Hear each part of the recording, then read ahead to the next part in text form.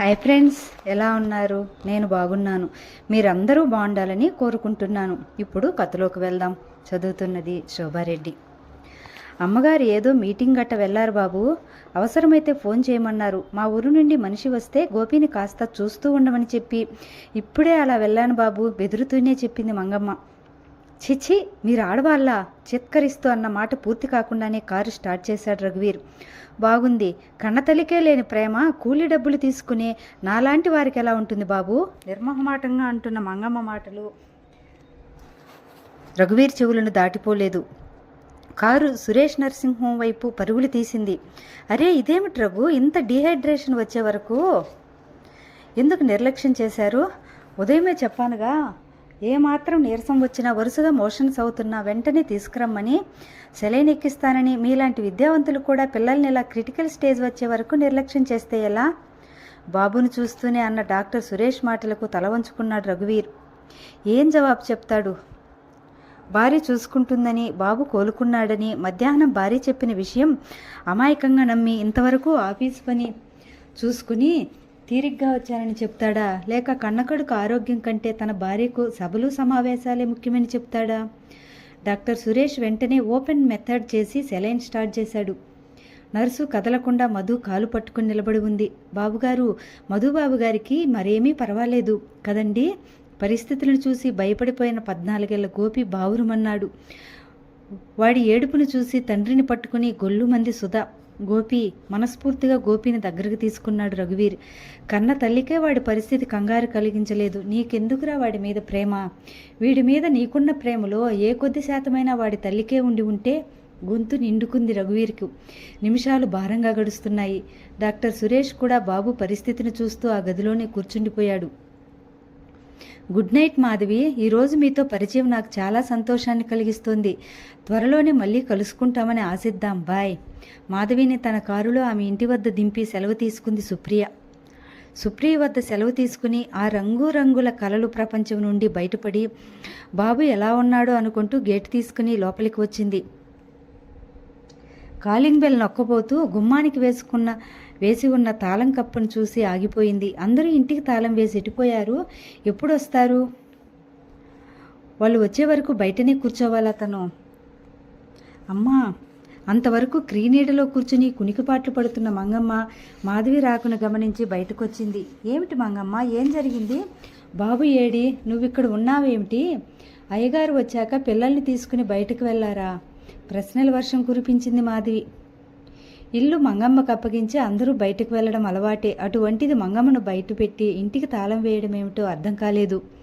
ఒకవేళ అందరూ వెళ్ళిన తర్వాత మంగమ్మ ఇంటికి తాళం వేసి బయటకు వెళ్ళి వచ్చి ఉంటుందా? సరే, తాళం తీయి. ఇప్పటికే చాలా ఆలస్యమైపోయింది. వీళ్ళు సెకండ్ షోకి వెళ్ళారో ఏమిటో.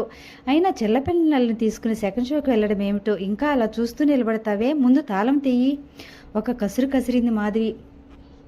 బాబుగారు ఇల్లు తాళం వేసి తాళం చెవి నాకు ఇవ్వకుండా వెళ్ళిపోయారమ్మా. చాలా కోపం మీద ఉన్నారు, బిక్కుబిక్కుమంటూ చెప్పింది మంగమ్మ.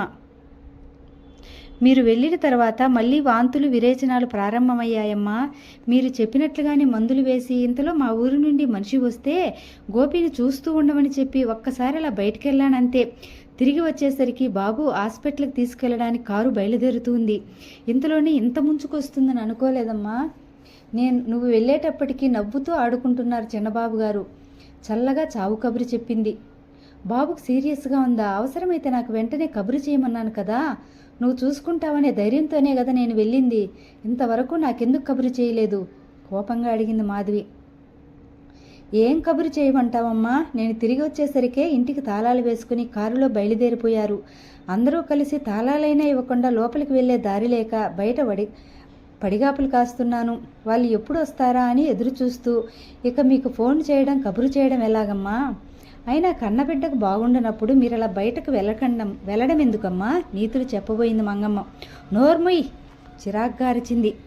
ఇంత రాత్రి వేళ 3 కిలోమీటర్ల దూరంలో ఉన్న ఆ నర్సింగ్ హోమ్ చేరుకోవడం ఎలా? వెళ్లకుండా ఇంటి బయట వారి కోసం ఎదురు చూస్తూ పడిగాపులు కాస్తూ ఉండాలా? అయినా వాళ్ళు ఎప్పుడు వస్తారో. తన మీద కోపం కొద్దీ రాత్రంతా నర్సింగ్ హోంలో ఉండిపోతారేమో. అయినా వెళ్ళేటప్పుడు ఆ తాళాలు మంగమ్మ చేతికి చెల్లకూడదా? బాబుకి ఎలా ఉందో. ట్యాక్సీ రప్పించుకుని వెళదామన్నా ఫోన్ లేదే, ఎలా అక్కడికి చేరుకోవడం?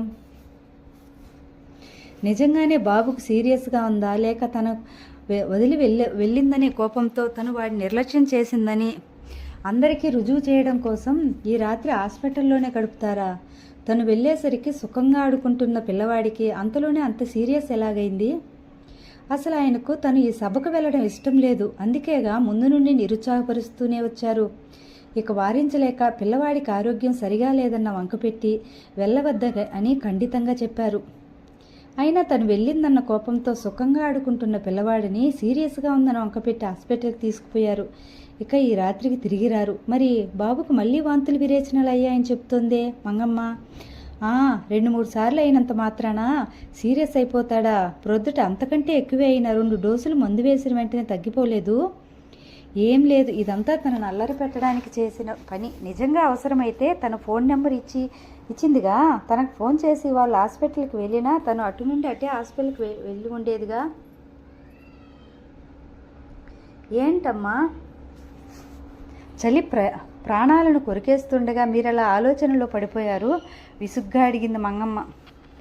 ఏం చేయమంటావు? నువ్వు చేసిన ఘనకార్యమే ఇప్పుడు హాస్పిటల్కి వెళ్ళడం తప్ప గత్యంతరం ఏముంది? ఏ ఆటో అయినా రిక్షా అయినా దొరుకుతుందేమో చూద్దాం, బయటకు దారి తీస్తూ అంది మాధవి. మనసులో ఏమూలో పిల్లవాడికి ఎలా ఉందోనని అదుర్ద మనసు పీకుతూనే ఉంది.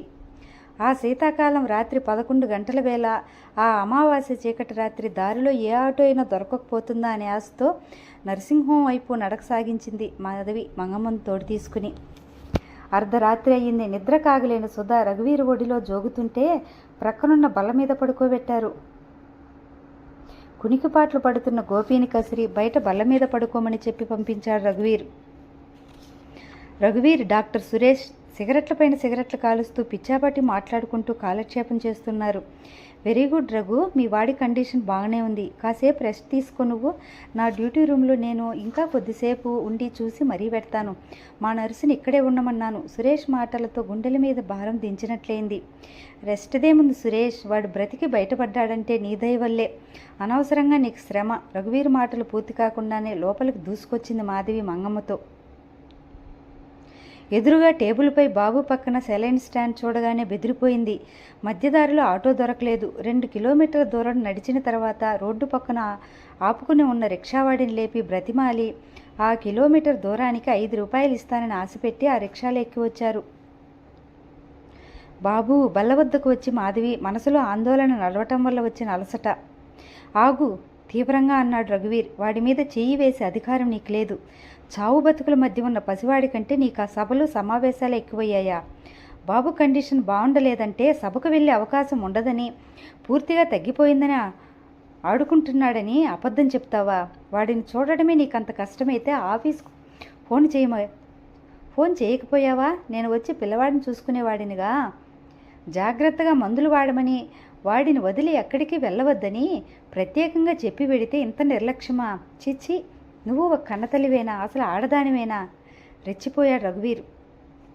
రఘు, ఏమిటా ఆవేశం? వారించాడు సురేష్. నీకు తెలియదు సురేష్, అనవసరంగా అల్లరి పడకూడదని ఎప్పటికప్పుడు సర్దుకుపోతున్నాను.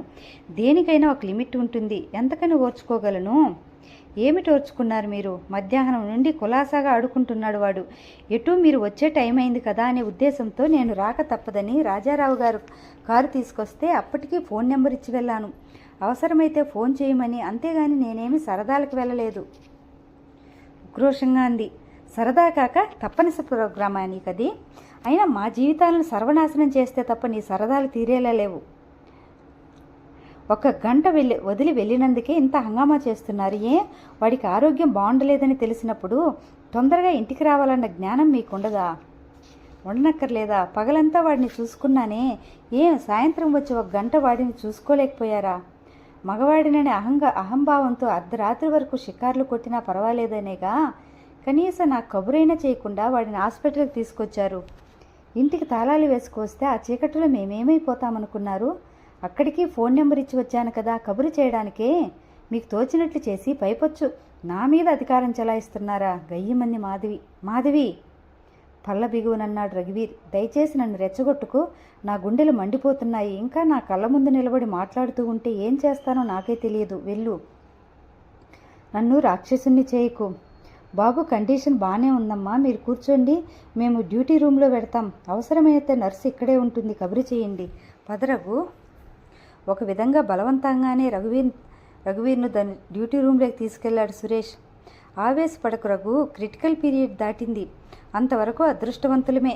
ఇక అనవసరమైన వాగ్విదాల వల్ల ప్రయోజనం ఏముంటుంది? మనసులు కలత చెందడం తప్ప. నిన్ను నువ్వు కంట్రోల్ చేసుకో. అనునయంగా రఘువీర్ భుజం మీద చేయి వేశాడు సురేష్.